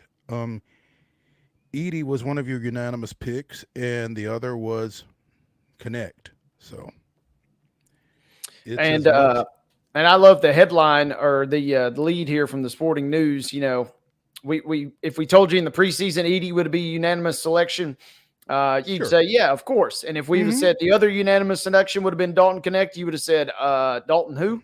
Yeah, exactly. I mean, this guy has taken college basketball by storm this season, and it started out, you know, as a homegrown movement, and we started picking up on it. And it's not like the guy's just been slowing down. I mean, he is just putting up eye-popping numbers, kind of like the, you know, Auden Slaughter situation. He's putting up crazy numbers for a team that just keeps winning games. And it's been fun to watch, and he is a dynamic performer. Don't think he's really got a shot, probably just with Edey with the track record, obviously, in Purdue. It's not like they're a slouch by any means at Player of the Year. But seeing him land as pretty much unanimous first-team All-American, I think that is that's, in my opinion, that's probably the biggest story of college basketball when you talk about an individual performance this year. Second team All Big Sky a year ago at Northern Colorado. Second team. Bonkers. From second team All Big Sky to unanimous All-American in a year. I mean, and so I think about this, though. Is that not a huge potential recruiting tool, or kind of speaks to the college basketball game at large? If you are a player, they will find you. And if you can find the right system, if you can find the right buy-in, and if you've got the game, it doesn't matter if you're at Northern Colorado, if you're at insert school here. Mm-hmm. And especially, this is kind of one of the benefits, I guess, if you will, of the transfer portal, and kind of where we've gotten that it's a little easier and it's a little more mainstream and, accepted now to transfer. I don't know without the transfer portal if Dalton Connect exists in our lives right now. Well, sure, because, he played JUCO ball, then he's at Northern Colorado, and now he's at Tennessee. And, yeah, I think obviously you have to give him a little bit of credit, because he could have stayed and been a big fish in a small pond at Northern Colorado, or he could challenge himself the way he did and, bet on himself and come into arguably the best conference in college basketball and do what he's done. And he's had 3 games of 39 points or more. He's got 6 games of 30 points or more. And oftentimes Tennessee has needed all those points, and the 40-point game wasn't enough. He has been something special to watch. I think he has really made Tennessee basketball this season really must-see TV. And he's adding that extra hope factor, obviously, now for the Vols fans, because that's the one thing that's kind of always eluded Tennessee seemingly in these last couple of years. And we're almost kind of painting the narrative into a corner here. We're going to see it happen probably, but all year long we've heard is this is the piece that Tennessee has needed. When games get tight, when you need a bucket, they haven't had that one dude that can just go out and get you a bucket, and Connect has been that guy this year. So obviously, naturally, here in about 3 weeks, this situation will play out, and he'll either miss a shot or they won't get a pass to him, unfortunately. And, hopefully not too many people will clip this. Hey, the other quick highlight of all this, talk about good fortune. This is one of the weakest NBA draft classes in recent memory. Mm-hmm. And NBADraft.net currently has Connect projected as the 3 pick to the Spurs, by the way. Talk about a front court tandem with him and Wemby down there. Right. But talk about that. From a second team All Big Sky to first team All-American and potentially, a top 5 pick for sure. Top 3 pick, most likely. Top 3 pick. Like. Yeah. So talk about cashing in. You mentioned betting on yourself. This is one of the all-time great success stories right here for Dalton. All the chips are in the middle of the table for Dalton Connect. Tennessee slides a spot to 5 in this week's AP poll behind Houston, UConn, Purdue, and North Carolina. It's crazy. I really don't know how you penalize a team for going 3-1 through that gauntlet of Auburn, Alabama, South Carolina, and Kentucky. But, at this point, it's all kind of gravy anyway. They're going into the SEC tournament this week as the number 1 seed and still a strong candidate to be on the number 1 line for the NCAA. So I'm not sure at this point how much poll rankings mean, but Tennessee is 5th this week behind North Carolina, ahead of Arizona, which also lost over the weekend. Iowa State, Creighton, Kentucky up 6 spots to number 9. Marquette is at 10. Duke, Auburn, Illinois, Baylor, South Carolina are 11 through 15. Kansas drops 2 more spots to 16. Gonzaga, Utah State, Alabama, and BYU. And rounding out the top 25, you've got St. Mary's, Washington State, Nevada, Dayton, and Texas Tech. So that is this week's men's top 25. I wonder if there will be one next week. I would assume there will. So I would think so, but I can't remember. And, it's obviously we have nothing but respect for our friends of the Associated Press. But at that point, these things tend really not to matter, because usually anybody that's in the top 25, unless it's a team like we saw a few weeks ago, Indiana State, who fell to Drake over the weekend. Yep. It'll be we really don't concern ourselves too much. Yeah, I'm looking forward to speaking with Joe Sullivan tomorrow in the second hour. I'm sure he will be wearing his black for Indiana State, as we are on pins and needles to see what happens with them on Sunday. Women's poll, surprise, South Carolina's won. Iowa 2, Southern Cal moves up 2 spots to 3. Stanford falls 2 spots to 4, and Texas is at 5. UCLA, Ohio State, LSU, Notre Dame, after winning the Atlantic Coast Conference tournament, is at 9. UConn rounds out the top 10, down a spot. NC State, Oregon State, Virginia Tech, Gonzaga, and Indiana are 11 through 15. Kansas State, Oklahoma, Colorado, Baylor, and Utah are 16 through 20. Rounding it out is UNLV, Syracuse, Creighton, Louisville breaking into the top 25 at number 24, and Fairfield at 25. So Fairfield, there's your women's. Just hanging in there at 25. Yeah. So South Carolina hanging in there at number 1. Again, Tennessee so close and yet so far on Saturday in the semifinals. That was a tough one. But those are your AP top 25s. We're going to take a break here on Main Street Sports Today. And when we come back, we will be joined by the Blue Raider voice, Chip Walters. So stay with us when we return to the Lee Company studios after these messages.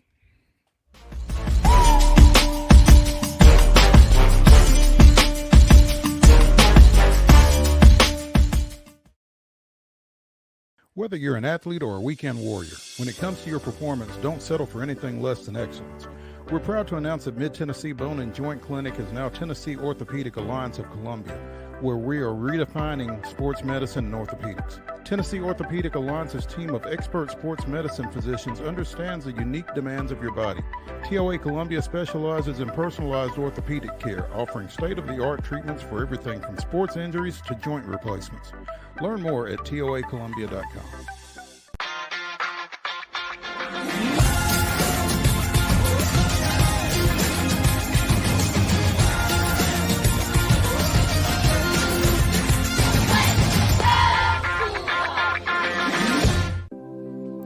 Custom Stone Handler supplies over 600 distributors and suppliers with quality stone products. Along with River Stone, we produce and distribute over 100 building, landscape, and other bulk products. Our goal is to provide quality products, service, and partnerships to ensure our customers' success. We firmly believe that the measure of any person or company is how they treat other people and customers. Give them a call at 931-490-4990 or visit CustomStonehandlers.com. With Lee Company technology, the best handymen are hands-off. Lee Company techs have been using visual findings and other smart technology tools for years to add transparency and virtually take customers along. You see what we see, whether we're in a crawl space or on a roof. With Lee Company, technology helps us help you, no matter what's happening in the world or at your house. Piggly Wiggly, located in Neely's Mill Shopping Center, is Columbia's locally owned and operated Cost Plus 10 grocery store dedicated to serving the community with low prices and smiling faces. Piggly Wiggly offers fresh, hand-cut meats daily, as well as daily hot plate lunches from their deli counter. You're certain to see smiling faces and a helping hand when you're here at Piggly Wiggly. Come by and check out our fresh produce, high-quality meats, and more. Down home, down the street, we'll see you at the Pig. Welcome to Protein Snack Shop, your destination for healthy and delicious low-carb snacks. Our specialty lies in providing protein-packed desserts that are perfect for those following a keto diet. Our products are made with high-quality ingredients, ensuring that you can satisfy your cravings without compromising your health goals. From a variety of flavors and options to choose from, you can enjoy guilt-free snacking while staying on track with your fitness journey. Don't miss out on our limited time offer. Discover Protein Snack Shop today.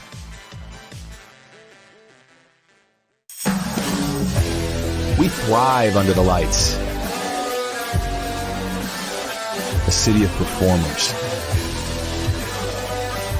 Putting on one heck of a show. Headlining night after night. Welcome to Smashville.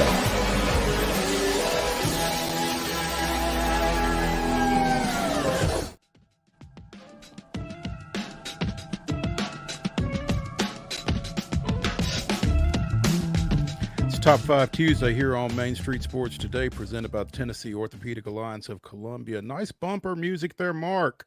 I like that. Final segment of the day will be Wade and I sharing our top 5 sports skirmishes. But before we get to that, fellow MTSU alumnus who knows a thing or two about skirmishes, the Blue Raider voice, Chip Walters, joins us here. Chip, good afternoon. How are you? Look at you out and about enjoying the sun. Well, I'm how far? I'm 2.5 miles from my hotel, I think. I'm pulling into Huntsville. So, okay, cool. And it appears I'm about to go buy a Top Golf here.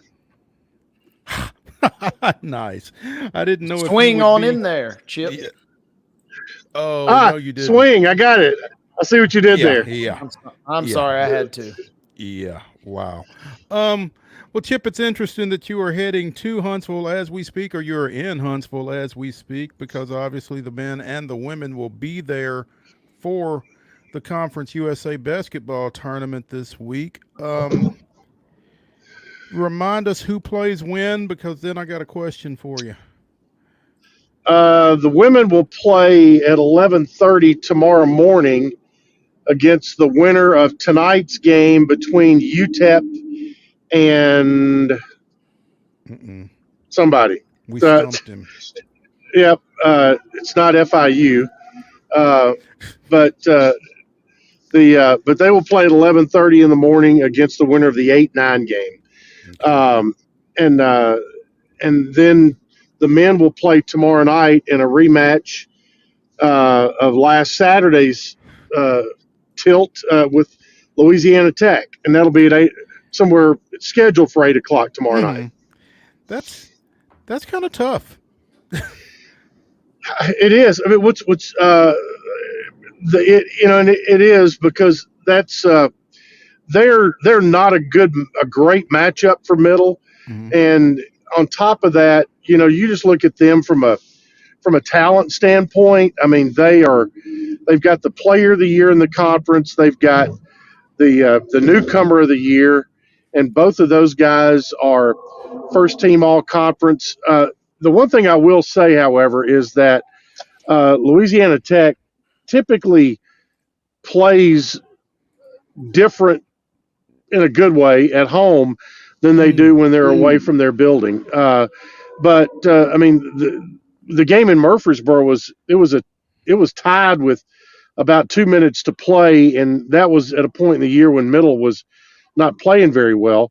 And I'm not going to say that Middle played their best last Saturday either, but again, on the road, and Middle's had its troubles on the road. But I think if you look all up and down Conference USA, outside of Louisiana Tech and Sam Houston, and in particular Sam Houston, that everybody has struggled on the road this year. and that's been all across college basketball. So to me, I would feel more. I feel more confident about whoever we play in the second round, more so than the challenge that the first round matchup has, because number one, it's the number 2 seed, and the way you end up tied for fourth, just literally 2 spots behind them in the standings, but due to tiebreakers and all that, you end up with the number 7 seed. That's tough. The winner of Louisiana Tech Middle Tennessee State would play the winner of number 3 seed Western Kentucky, number 6 New Mexico State in a Friday semifinal matchup at 2:00. So yeah, tough sledding for the Blue Raiders, but if they can get past this first one, things might open up a little bit for them. Again, on the women's side, MTSU plays at 11:30 on tomorrow against the winner of tonight's 8-9 matchup between UTEP and Sam Houston. There you go. I knew it was but yeah, UTEP and Sam Houston tonight, and the conference awards came out earlier this week, and and I will say this, that the voters, I'm glad they didn't take out whatever frustrations they have on the kids, and Middle had, on the women's side, had 5 that won awards, whether it was a superlative or all conference award, and but obviously, the whole thing on Coach of the Year has, it will be on the forefront of the minds on several thousand Middle fans who will be in Huntsville this week. And I've heard the phrase "poke the bear" more than a few times over the last 24 hours. It will be on the minds of the fans. My question, Chip, is will it be on the minds of the players? And I mean, as coach, I don't know how you necessarily approach that if you're Rick Insell. I mean, is that a with him? I don't. If I was him, I wouldn't even mention it, because your kids are smart enough to know, and they go on social media. I'd never even bring it up. I mean, it's they see enough of it from people they follow or people who follow them on social media. They know what the story is, and I think at that point, then they go out and they handle their business. So, but I do think that there will be a little spice if it ends up, and it's not any fault of the FIU coach at all. It's because. But that award is voted on by fellow coaches, and it's a little catty, a little petty, it's always, if you don't want him to beat you and his teams to beat you, go recruit better, and that's always been kind of the message out there. And I did an interview with him yesterday that will air on my show in the morning. And we talked about how they have closed out games strongly and pushed leads out. And he talked about the fact that the NCAA, with the net ranking formula, he says, if we've got a 25-point lead and I empty my bench with 5 minutes to go and we win by 12, we get punished for that. And from the formula standpoint, he goes, our goal is to get in the NCAA tournament every year. That's what I want to do. Our kids understand that. And, he's very open about that. And like I said, he talked about it, gave a very comprehensive answer to talk about that that'll be on my show in the morning. And Chip, you made a great point, and we had a little bit of a issue kind of like this with UT Southern this year. Their men's basketball team had a very similar trajectory as the Middle ladies. they got the Coach of the Year award, but they had a couple guys that probably should have been on the first team that ended up on second, or one or two were even omitted. So I'm kind of like in agreement with you when you say that at least the kids kind of receive the recognition they deserve. If somebody's going to have to bear the short end of the stick there, I suppose you at least want it to be the coach. Yeah, I mean, he's out of room for, on his trophy. He's in 7 halls of fame. I know, and we all like, recognition and that kind of thing, but they have done him a favor that they probably did not want to do. Hashtag unintended consequences. That's correct. And so it will be interesting to see how, they have proven already that they can remain focused on the task at hand. And that was over a 16-game, 3-month schedule. Now they're looking at 3 games in a span of 4 days. So, I don't think lack of focus will be a problem there. And I think the young ladies, that's a very close group. It's a really special team, and their chemistry is very remindful of the Alicia Clark teams, with that whole group, and I think that they're going to play for him as well as themselves, but I think they'll play to prove a point as well. And Chip, you and I are old enough to know that Rick's got a little experience with this going back to his days at Shelbyville. He does. And, he's never apologized for a win.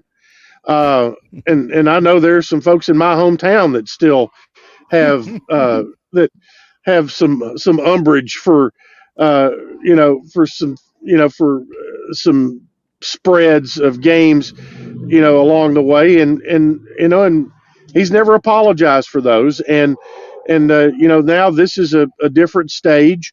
And I think they feel like they've got a team in particular with the right matchups. They've got a team that can do a little damage in the tournament. So job 1 is to go get the win tomorrow. Job 1A and 1B is win on Friday and Saturday and punch your ticket. Right. The Blue Raider voice, Chip Walters, joining us here on Main Street Sports today, presented by Tennessee Orthopedic Alliance of Columbia. Chip, men's and women's basketball isn't all that's going on campus or off campus. The baseball team got a series win over St. Bonaventure over the weekend, and they are playing Southern Indiana here in about 23 minutes. I guess that's correct. They've won 3 out of 4 weekend series now, and it'd be nice to get another non-conference win today before going to FIU to open up conference play. Your guy Briggs Rudder has been hitting around 500 here early in the season, and he has been a big part of the offense for sure. But yeah. They've got game today. Softball has a doubleheader. The old long-standing rivalry between Middle and South Dakota gets renewed today over at Observatory Park, as I like to call it. Nice. So, what's the all-time series in that one, Chip? I think it will be first meeting. I think that's what it'll probably say. But I could be wrong. They may have met somewhere at some tournament somewhere along the way. But if I had to put a shekel on it, I would probably say this might. I bet it's the first time they've ever been to Murfreesboro. That would be my big guess. There we go. I interrupted Wade. Accidentally, I guess. Wade. No, well, I was just going to ask. I was just going to ask Chip. We've talked about the vibes of the teams and the coaches themselves, but paint the picture for us. You had mentioned a few weeks ago that there's kind of some cool action going on in regards to the fan base and kind of some events going to be taking place in Huntsville this week. That's right. I think the city of Huntsville, Alabama, is going to do a great job. of hosting the Von Braun Civic Center complex, and we're talking more than just the arena, has a lot of things available there, a lot of space for each school to do functions and all kinds of things.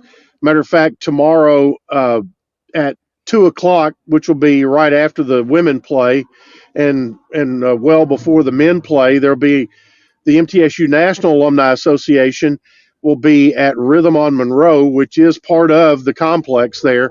It's a restaurant / rooftop bar. It'll be a cash bar, alumni event with hors d'oeuvres and stuff like that. Just a get together after the women's game and before the men's game. And then on Thursday, Friday, and Saturday night at the Mars Music Hall, again, part of the Von Braun Civic Center complex, really cool music venue. They will have a free show on Thursday, Friday, and Saturday nights at 8:00, and different kind of music every night, different band every night. So, and that's free to anybody, ticket or no ticket. Just come out and have a good time. And you got 4 games a day. You got 2 today, then 4 games on Wednesday, 4 games on Thursday, 4 games on Friday, and 2 championship games on Saturday. And, everybody that plays tomorrow, if you win, you have Thursday off. So, I'm sure there's going to be a lot of tickets to the Space and Rocket Center and Punched and other things like that, because there's a lot to do here in Huntsville, Alabama. We obviously are praying and hoping for good vibes and wins all week. What's the mood? Are most people thinking about driving every day, or we got some folks just go ahead and saying, you know what, I'm just going to get a room for the whole week? Well, I can tell you this, that Middle did sell out of its total tournament booklets, sold out of their allotment. And I think, I think the biggest part of the people are going to come down, they're either coming down today or they'll come down in the morning, go to the women's game, and then check in their hotel for however many nights. Could be that folks drive. I mean, I think there's going to be a good mixture of things, because again, both teams would be off on Thursday should they win. Mm-hmm. So there's the possibility of going back home for that and then coming back for Friday and Saturday. So I do know there's some people who have tee times already scheduled for Thursday, and it's going to be 78 degrees and sunshiny. So there's those kind of activities available as well. And Lake Guntersville is not far from here, and there may be some people who wet a line. You never know what's going to go on. So who are you playing with? I am not one of those that has a tee time. Oh, really? I am not. No. Okay. If you can get on at the ledges down there, that's the hot ticket in town, I've been told. All right. Good info to have. Always good info to have. The men right now are at practice. They're over at UAH, and they've got about 45 minutes left in their practice, and I'm about to go, like I said, get to the hotel and connect with Coach Turnham, and we'll hopefully we're on the list to go to dinner with the men tonight, because they're going to a steakhouse this evening. So we'll be on that list. Do a little politicking here if need be. So yeah, they need to take care of the voice and arguably one of the better color analysts you'll come across in Kyle Turnham. So by the way, Saturday, one other little tidbit before we close out. The 16th on Saturday, you know what else? Spring football starts. Oh. So there's that. Okay. April 23rd will be the spring game. Spring game. Okay. All right. Yep. That's good knowledge. Also, Chip, you dropped a little nugget on your Facebook earlier this morning. Late last night, actually. Was it late last night? Okay. Yeah, March 11th is the day. March 11th is the day. Yesterday. 42 years ago. That's right. Memorial Gym. Middle Tennessee State. Kentucky. What was that final score again? Because I forgot. it would be 50-44. It was tied 30-30 at halftime, and if Middle had hit their free throws, they would have blown Kentucky out. But only gave up 14 points in the second half. But that was a Kentucky team with that had Derek Horde, Melvin Turpin, Dirk Minifield, Jim Master. Mm-hmm. That was a good Kentucky team. The Blue Raider lineup: Edward Pancakes Perry of Murray City, Tennessee, was the point guard.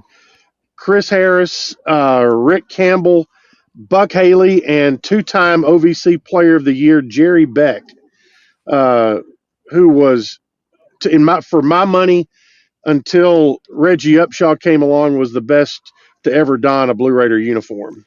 Now that's Chris Harris, current Rutherford County Schools Athletics Director, Chris Harris, right? That is correct. Okay. All right. Yep. Good. 50-44 Middle over Kentucky in the opening round of the NCAAs in 1982. History making in that it interrupted a potential Louisville Kentucky matchup when they didn't play. They had not played in about 30 years, and that was, it looked to be all the setup. Of course, there were 48 teams in the field then, so Louisville had gotten a bye, and so they were all just waiting, and there were a lot of Middle fans who had bought tickets for Saturday that sold them to Kentucky fans before the Kentucky games, the Middle UK game started, that got them back for free after the game, and there were numerous briefcases that I saw full of tickets for the potential Saturday game of Kentucky and Louisville. And of course, there were no tickets on your phone then. It was all hard tickets. And I mean, there were deals being cut and tickets being bought back for pennies on the dollar to get ready for Louisville. That was my senior year at Franklin. Me and three friends, we went to that ball game, and we were offered triple digits for our tickets, for our booklet. And in 1982, that was a lot. That was a lot of money. That was a lot of money. That was a lot of money for a 17-year-old. Yeah. And for some stupid reason, I turned it down and went in the game instead, and saw one of the best games that you'll see. So, yeah. Yep. Good day, March 11th. March 11th. I celebrate it every year. I will tell you how lucky I was. I was a freshman in college, got to witness that, and then, here years later, got to call the Michigan State game. So the two biggest wins in program history, and if you want to add a third in there, a win at UCLA, as well. And here's the trivia question that'll win you a beer somewhere. Is who's the only school that is undefeated against Kentucky and UCLA in basketball? That's solid. That's solid. That is a quality stat. Wade will be putting that one to use here somewhere pretty soon. The Blue Raider voice, Chip Walters, joining us as he does almost every Tuesday on Main Street Sports Today, presented by Tennessee Orthopedic Alliance of Columbia. Chip, go get your charts ready and everything else for tomorrow's 11:30 tip, and we will catch up with you next week. All right. See you, boys. Thank you, Chip. When we come back on Main Street Sports Today, it's the final segment, and it's Tuesday, so you know what that means. Top 5 sports skirmishes. Stay with us when we come back to the Lee Company studios after this break.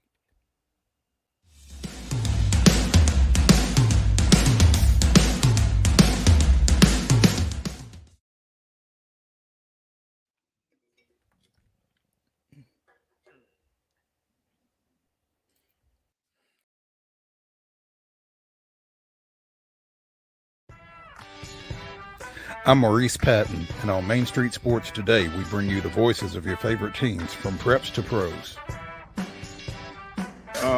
Otherwise known as the VOT, Mike Keith. The bottom line is we can teach Will Levis woke. I just don't know who's going to work with you on your base stealing now that EY's gone. Well, that has nowhere to go but up. And I was just like, oh, guys, not again. Can we just bury that, burn that footage, and not bring it back? No. No. Thank you. We'll keep it going past the All-Star break, and looking forward to seeing how the rest of the season plays out. There's always a good story to tell. Can you guess where I am today, Mo? Where am I? It's not Reese Smith Field, is it? Yeah. Because anytime you play Chicago, you want to win. That's just you got that right. And that's bottom line. be a buzz. When you're walking the dog, you keep the bags that you need for the dog in the bag, and you don't even have to wear it. You can just hold it, which is what I do when I walk the dog. So I think the fanny pack probably needed a little rebranding. It did. It really did. On your show logo, we've got to get a puck in there. There's a basketball. There's a football. There's a baseball. Maybe it's not a puck. How about Mo brandishes a hockey stick? Tune in daily at 2 p.m. on Main Street Media TV.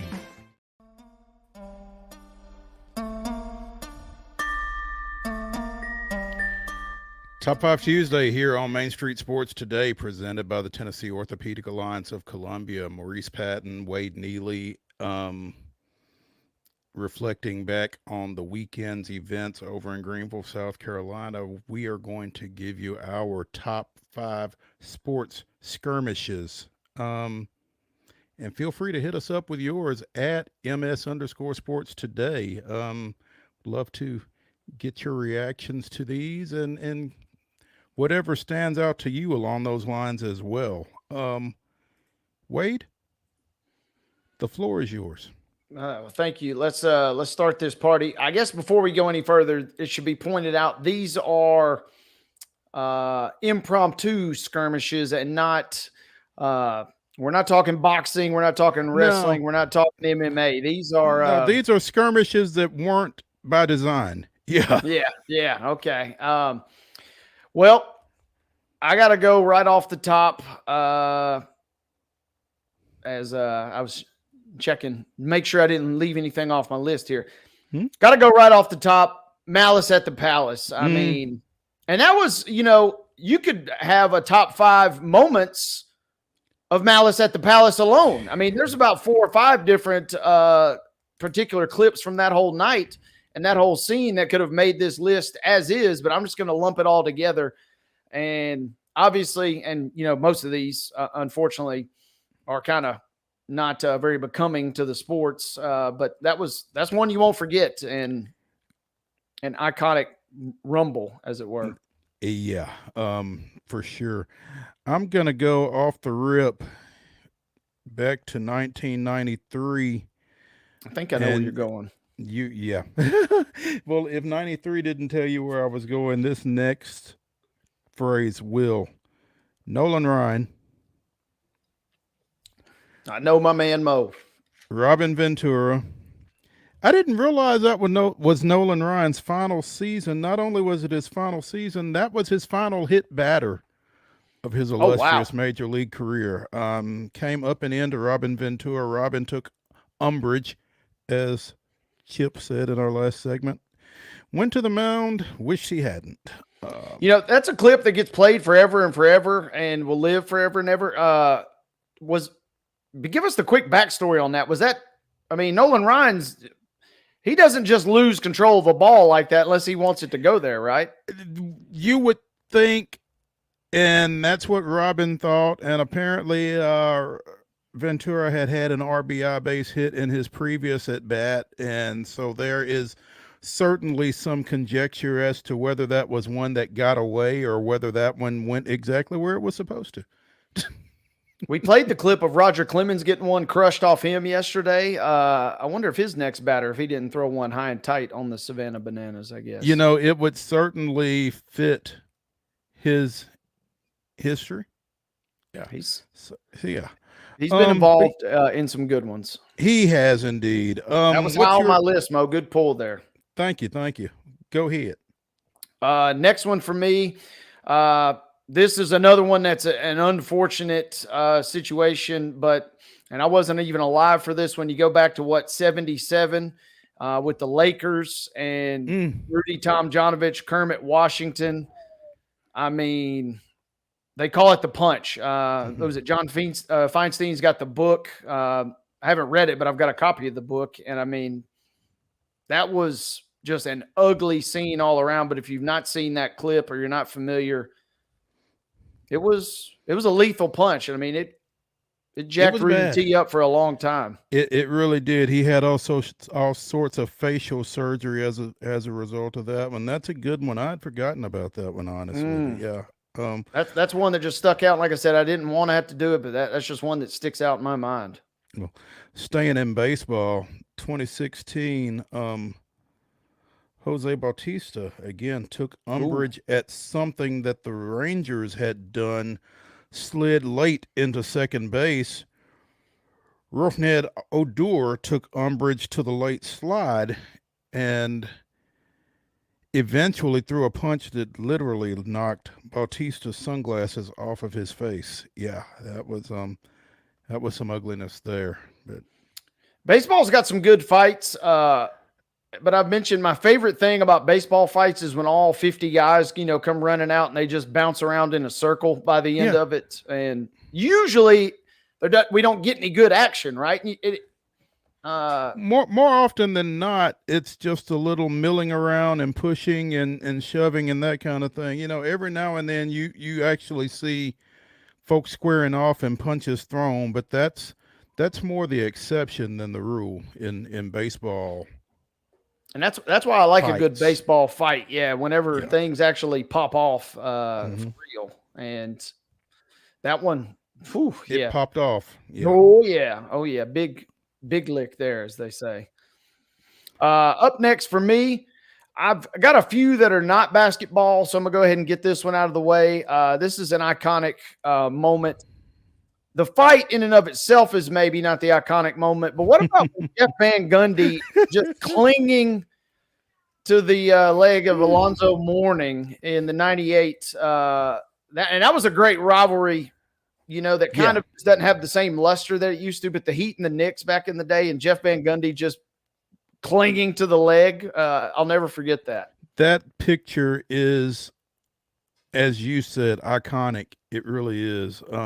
That's something to see. If you're not familiar, you can probably just Google Jeff Van Gundy and Alonzo Mourning. It probably pops up immediately. So, yeah.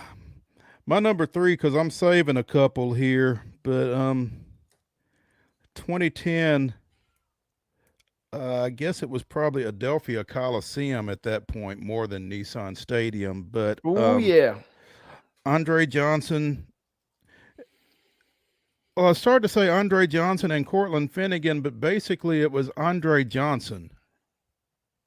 And Finnegan was just a victim there, to the point of Andre taking his helmet off and swinging it at Finnegan. It was bad, and it was terribly, terribly one-sided, but that was quite memorable, to say the least.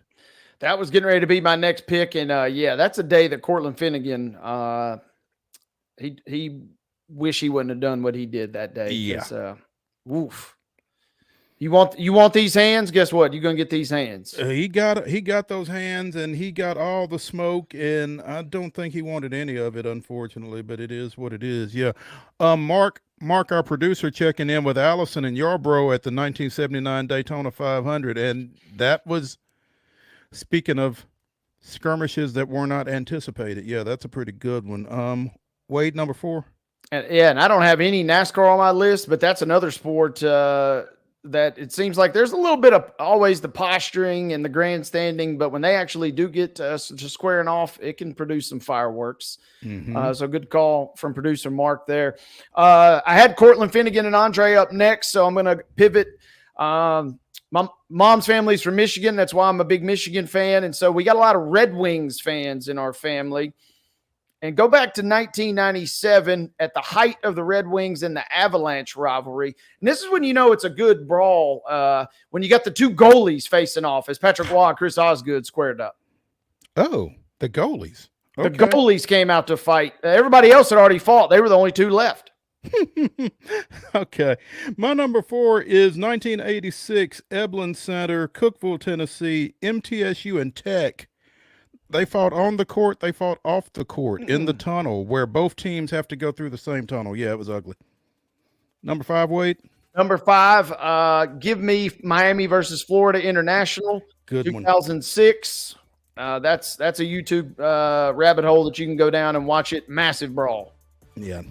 My number 5 to wrap it up is 1990 Murphy Center, MTSU, Tennessee Tech. It was, you can see that one on YouTube as well. It was pretty, it was bad. It was bad. They didn't get along, you're telling me. They did not. They did not. No, that's our Top 5 Tuesday brought to you by Mid-South 5 Fitness, SteelAthletes.com. Dallas Steel will get you taken care of. Go see them. 2 locations, Franklin, Columbia. Come see us tomorrow at 2 o'clock. We'll see you then.